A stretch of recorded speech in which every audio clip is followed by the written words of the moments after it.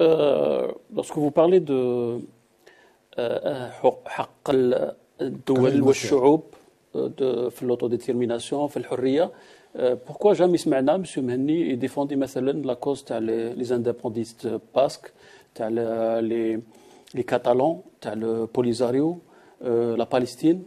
Jamais vous parlez de ce genre de شعب qui ont pris les armes. ثاني pour l'autodétermination.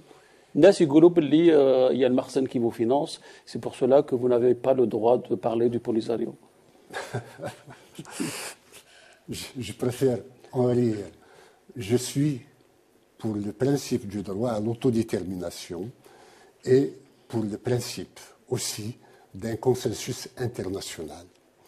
Les dernières résolutions de l'ONU et les derniers positionnements internationaux font que la solution royale au Maroc pour la question du Sahara est celle de l'autonomie, du projet d'autonomie, qui est attesté comme étant crédible par de nombreuses puissances.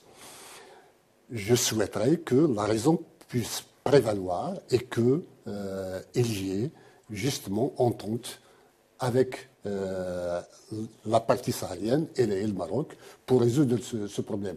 De toute façon, moi je sais qu'à Tindouf, les Sahraouis sont plus des otages que des réfugiés. Ils sont concentrés, otages de l'Algérie et du Polisario. Je pense que si on laissait la possibilité aux Sahraouis de sortir des camps, ils rallieraient tous l'Ayoun. Donc, je crois qu'une enquête internationale devrait être menée par l'ONU. Qu'est-ce qui vous fait dire ça? Pourquoi vous avez la certitude qu'ils rallieraient tous l'Ayoun?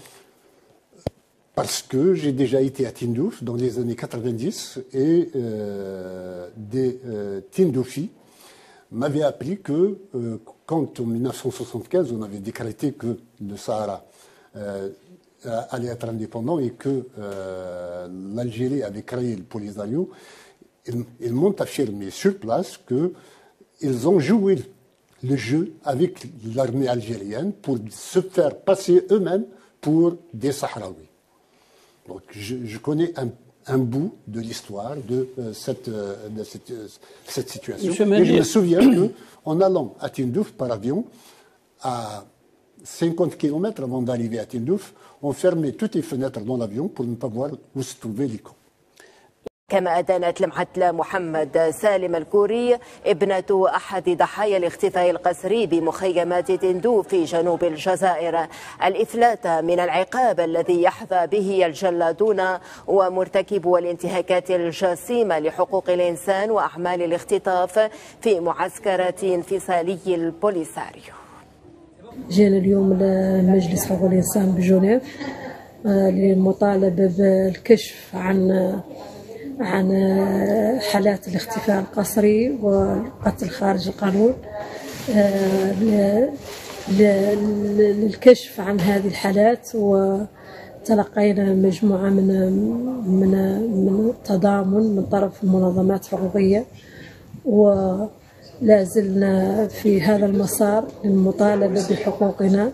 نطالب جبهة البوليزاريو ونطالب بالدرجة الأولى الدولة الحاضنة وهي الجزائر للكشف عن الحقيقة وعن حقوق جميع الضحايا الذين لقوا حتفهم في تلك السجون السرية لجبهة البوليزاريو، وعلى رأسهم والدي الكوري محمد سالم الذي اختطف شهر 2 1977، وإلى حد الساعة لم نعرف عنه شيئا.